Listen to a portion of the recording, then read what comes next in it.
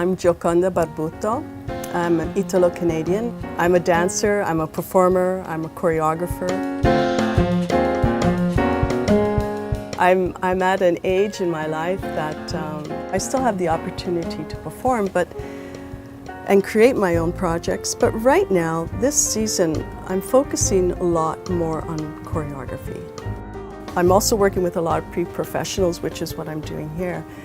And that opportunity to give them a little bit of something that I learned is so exciting, it's so exhilarating for me. Everybody stop.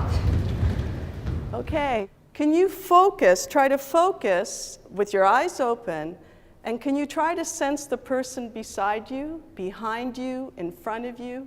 I love bringing out the individual in a room. I love that each dancer feels very, very important in what they're doing and not to feel afraid. In that moment, it starts. I would say I always loved dancing. My mom, my parents were always saying that I was dancing as a little girl. And I can honestly say that I always knew I would be a dancer. I just knew it in my heart. One day someone said to my dad, well, why don't you send her to a ballet school? Why don't you really let her train? She has a talent for something. From that moment on, I just went from Glass Forster, full scholarships to the Banff Centre, full scholarship to the Royal Winnipeg Professional Program, and basically my career took off from there. I joined the Minnesota Dance Theatre also for a couple of years, and then yes, it brought me to Les Grands Ballets. I came here in 1980 and there wasn't any positions in the company yet, but they asked me to stay, hang around, and I was welcome to take class and observe. Unfortunately for one of the dancers, there was an injury and I was asked to fill in. Right, like 2 days later I was on stage, and that was it. They hired me from that moment on.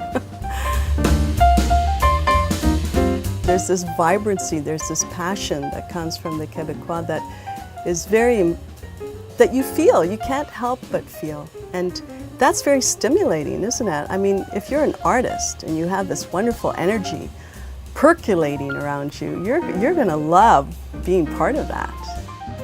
I wanted to connect with the dancers of Montreal outside of Les Grands Ballets, and they were mostly in the modern milieu. And so here I was, a classical dancer with contemporary background also, and my first project was with, two other modern dancers. And then Margie Gillis, the vibrant and beautiful Margie Gillis.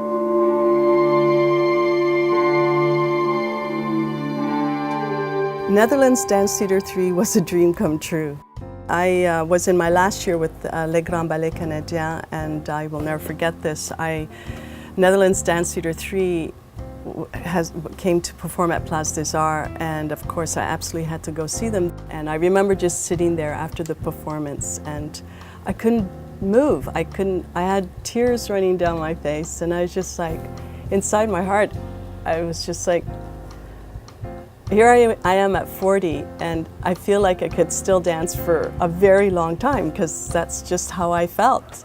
2 years later, boom, I have an invitation.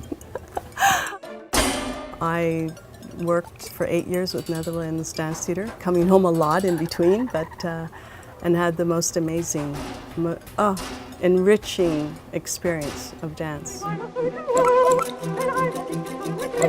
As a dancer, working with a choreographer, it was those times that was most exciting for me.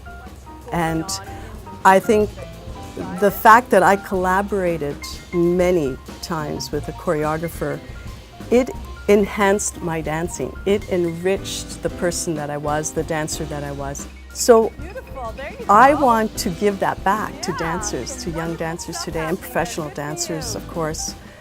I want to give that back. I want to create that outlet for them. I want to create that space and environment for that they can do that. It's not just about me when I'm working. It's about the people that I'm working with. And that in itself is what makes it so exciting for me.